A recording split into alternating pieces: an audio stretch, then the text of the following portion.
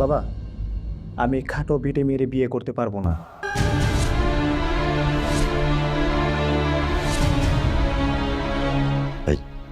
চুপ থাক। মেয়ে যতই খাটো হোক পেতে হোক, মেয়ের বাড়ির টাকা পয়সার অভাব নাই। আরে বাবা, তুমি বোঝার চেষ্টা করো না কেন? এই মেয়েকে যদি আমি বিয়ে করি, বিয়ে করে নিয়ে রাস্তাঘাটে হাঁটি, রাস্তাঘাটে আমার ফ্রেন্ড সার্কেল থাকে, ওরা দেখে হাসাহাসি করবে, আমার একটা তাছাড়া মান সম্মানের ব্যাপার স্যাপার আছে, আমি কিছুতেই খাটো মেয়েকে বিয়ে করতে পারবো না। এই, ওঠ, ওঠ। তোর এত বড় সাহস, তুই আমার বাসায় আইসা আমার বোন রে খাটো ডাইনি যা মুখ দিয়ে আসতেছে তাই বলতেছস? তুই জানোস না আমি তোর কি করতে পারি? আপনি যতই হুমকি দামকি দেন না কেন, আমি কিছুতেই একে ভয় পাই না। তাছাড়া আমি এই খাটো বেটি মেয়েকে কেন বিয়ে করব? আর আপনার বাড়ির কাজের মেয়ে, ওর চেহারাটা কালো হলেও ওকে দেখতে কত সুন্দর লাগে দেখেন। আহা, কি সুন্দর মায়াবী চেহারা, দেখলেই মনটা ভরে যায়। আর আপনার বোনের চেহারাটা দেখলে মনে হয় ডাইনি মার্কা চেহারা, কেমন একটা বুকের ভেতরে ভয় এবং আতঙ্ক বিরাজ করে। তাছাড়া আমাকে যদি বিয়ে করতেই হয়, তাহলে আপনার বাড়ির কাজের মেয়েকে আমি বিয়ে করব। এটাই আমার শেষ কথা। মা, দেখেছো এই ছেলে কি বলতেছে?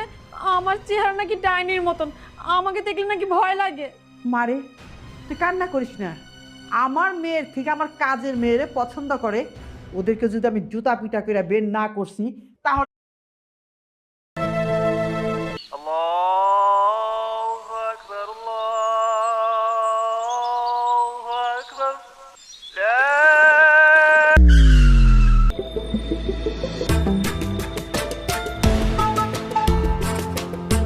ম্যাডাম, এই হচ্ছে আমাদের সে নির্ধারিত জমিটা।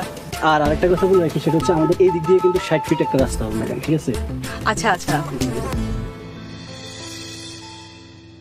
আসসালামু আলাইকুম ম্যাডাম। ম্যাডাম, ইনি হচ্ছেন আসলাম সাহেব। ওই যে জমিটার ব্যাপারে আপনার সাথে ফোনে যার সাথে কথা বলা গেছিলাম, উনি হচ্ছে সেগুলো। ভালো আছেন আসলাম সাহেব? সব ঠিকঠাক? জি ম্যাডাম, এই যে যা জমি টমি দেখতেছেন সবই আপনার নামে কেনা হয়ে গেছে। গুড।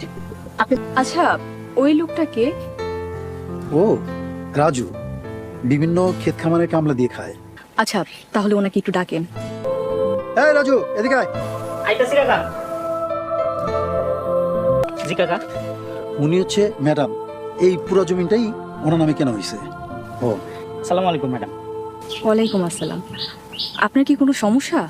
না তো ম্যাডাম, কোনো সমস্যা নাই। আহ, তাহলে আপনি নিচের দিকে তাকিয়ে আছেন কেন? পর্দা করতেছি ম্যাডাম। পর্দা করছেন মানে? পর্দা করা ফরজ। আল্লাহ তাআলা নারী পুরুষ দুইজনকে পর্দা করতে বলছেন। নারীদেরকে বলছেন তোমরা তোমাদেরকে ঢেকে রাখো, পুরুষদেরকে বলছেন তোমরা তোমাদের দৃষ্টি সংযত রাখো। তাই নারীর জন্য যেমন পর্দা করা ফরজ, পুরুষের জন্য দৃষ্টি সংযত রাখা ফরজ। রাজু সাহেব,